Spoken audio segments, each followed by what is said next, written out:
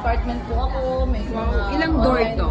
Ano lang po, dalawang up and down lang po. Wow. Aside from that, Meron din po akong online business and also yung mga pre-love ko po is binibenta ko po. Wow.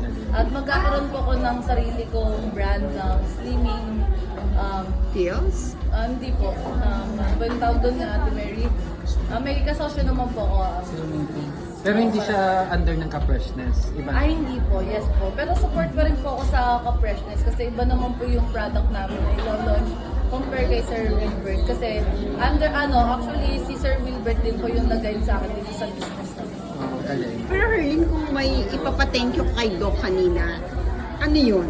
Yung pag-aalaga niyo po sa health ko, sa beauty ko, at saka syempre, yung pagiging ma-maintain yung kinis ng balat. Kasi syempre, before, wala naman ako ganyan-ganyan. Ako, kung saan-saan lang ako nakikita ng mga tao. Pero ngayon, pwede palang